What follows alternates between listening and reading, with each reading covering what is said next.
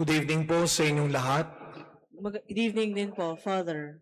Normally, kapag nagmamas and I greet you, mga nagsisimba, pinapabati ko sa katabi rin. Pero ang iba ang gusto kong sabihin niyo po sa katabi ninyo. Sabihin niyo po sa katabi ninyo, mabuti ang Diyos sa iyo. God is good to you. Amen. So kung mabuti ang Diyos sa atin, isa lang ang dapat nating gawin araw-araw, ang magpasalamat sa Diyos. Thank you, Lord. Palakpakan natin ang ating Panginoon ng malakas na malakas. And thank you, Lord.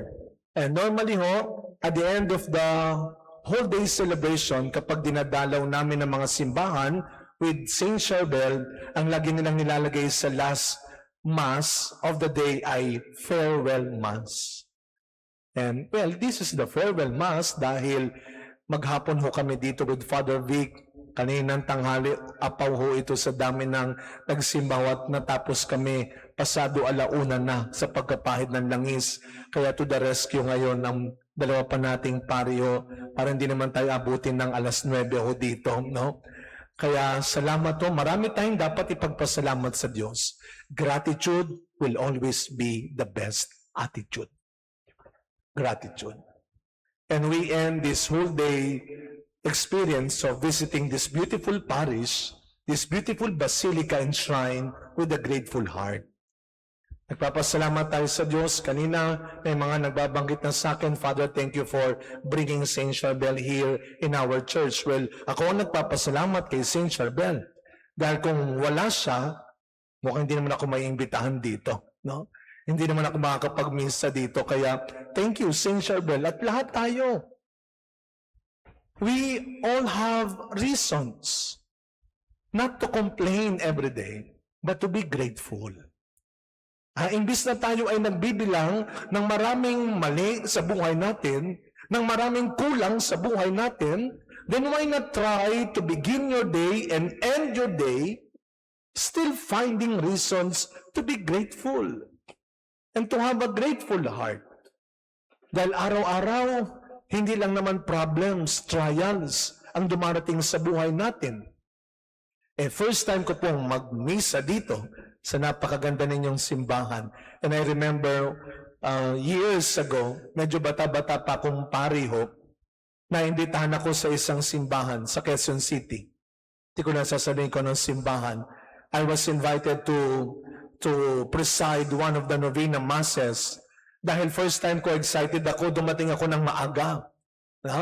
Sabi nila, pag first time mo sa simbahan, anong gagawin mo? Nagwi-wish ho ba kayo? Ginagawa niyo ho yun? Kapag bisita iglesia? So I believe in God, our Father, Hail Mary, glory be, wish.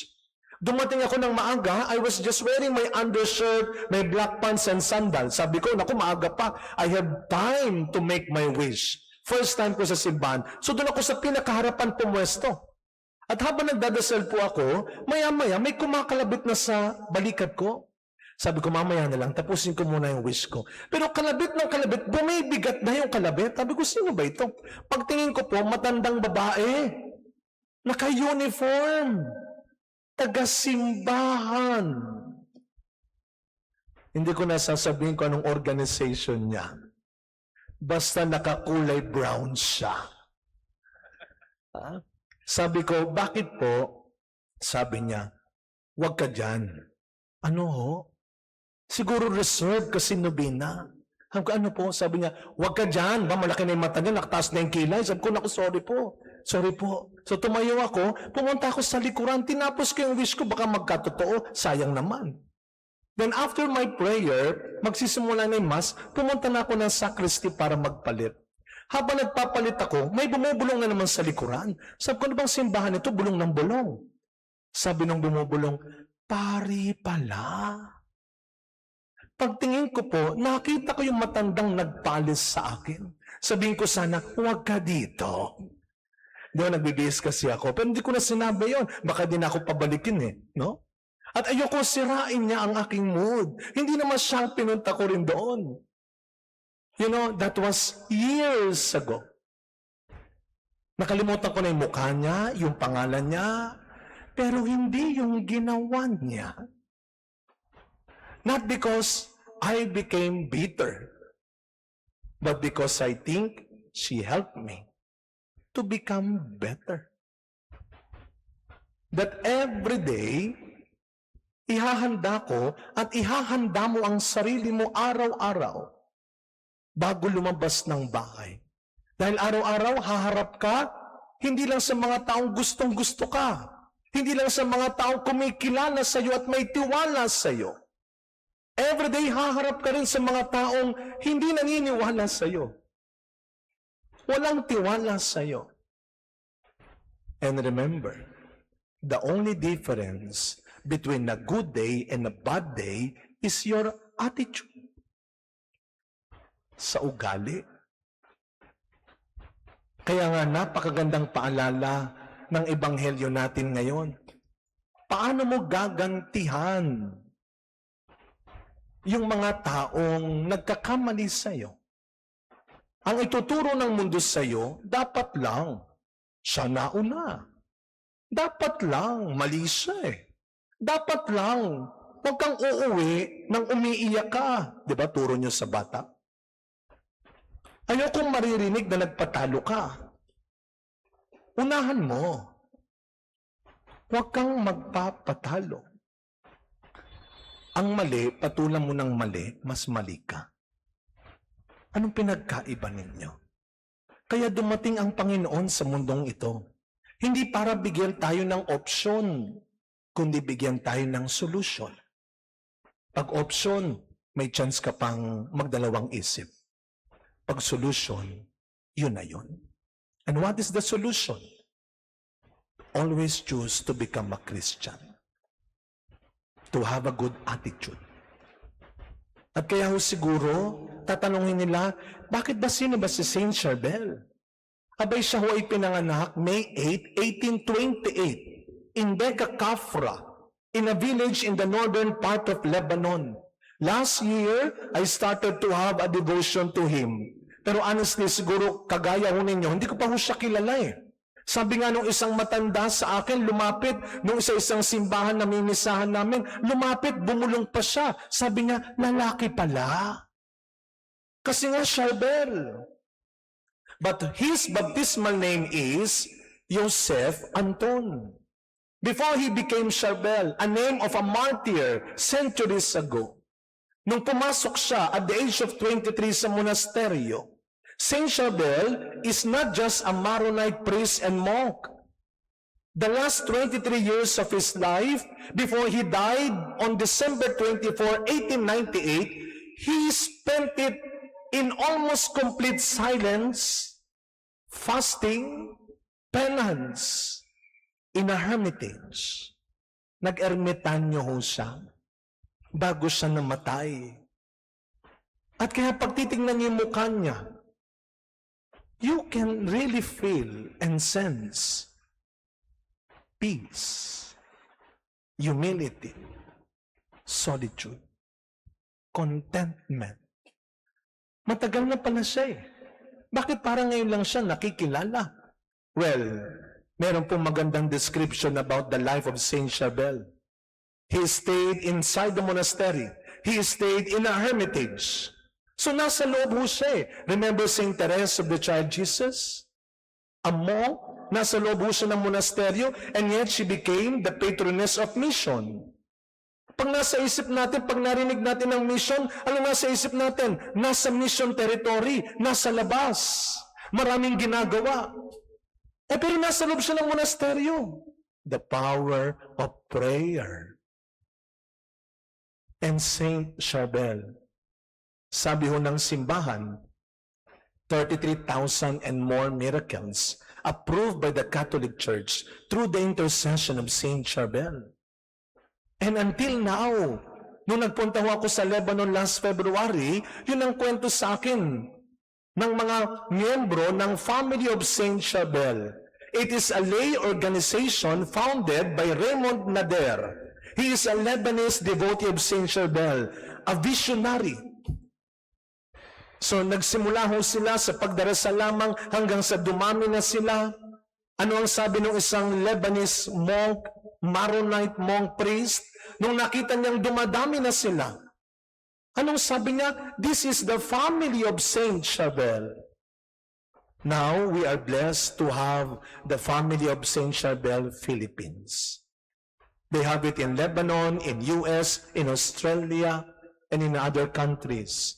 And in Asia, we have the first family of Saint Charbel. Hindi ho dahil sa kamag-anak namin sa dugo, mukhang alay naman ang mukha ko po kay Saint Charbel. And kapag gusto niyo maging member ng family of Saint Charbel, there is no registration fee and form. Kaninang umaga, hindi ko po ito nabanggit. And as we end this beautiful encounter here in your community, there are just 3 important things to remember and to do to become part of the family of Saint Charbel. Number 1, love the Eucharist. Saint Charbel is a great devotee of the Eucharist. 8 to 10 hours before the Mass, he would prepare himself in fasting, in silence. Tayo 1 hour lang na fasting before the Mass, dinadaya pa natin. Si Saint Charbel, 8 to 10 hours before the Mass. And 8 to 10 hours after the Mass. So, meron siyang matinding pagmamahal sa misa. And ito po, mabilisan lamang, every 22nd of the month, may mga nagtatanong sa akin, saan po kami pwedeng bumili ng oil? We don't sell oil. The family of Saint Charbel Philippines do not and will not sell oil. But we give oil for free. Saan ho galing yung oil na yon? This is oil blessed with the oil from the bone of Saint Charbel. What we have now is part of the bone of Saint Charbel, the relic.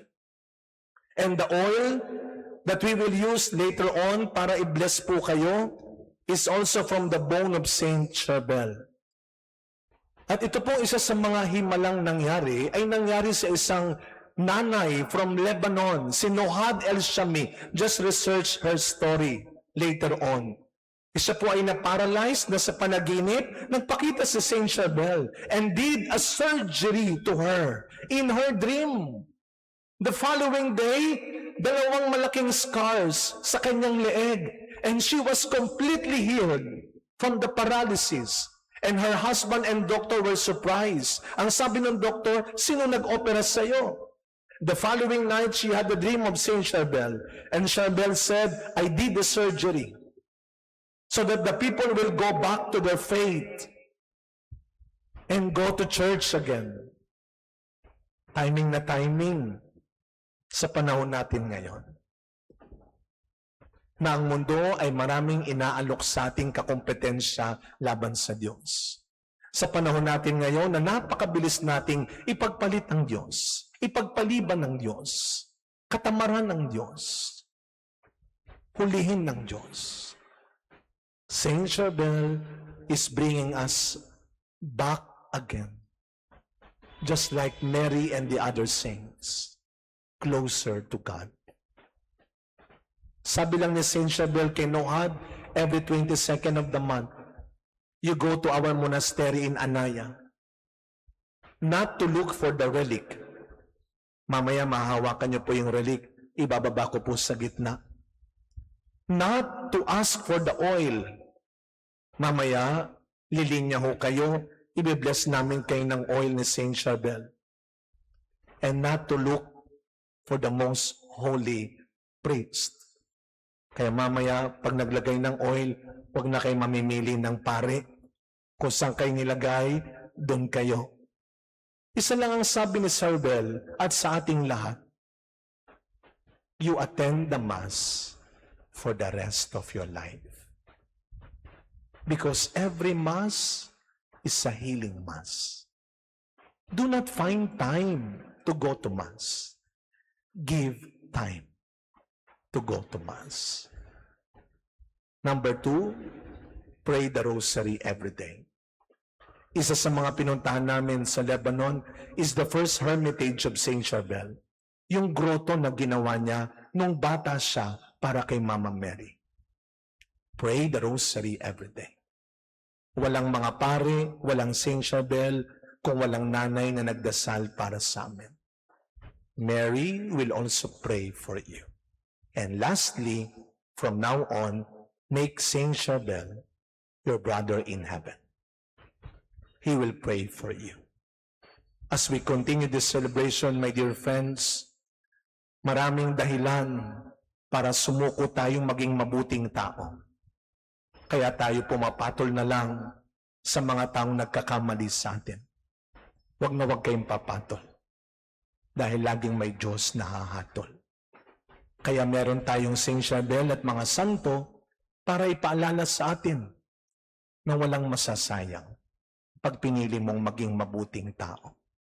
Again, the only difference between a good day and a bad day is your attitude. No fame, no preaching, only God. Amen.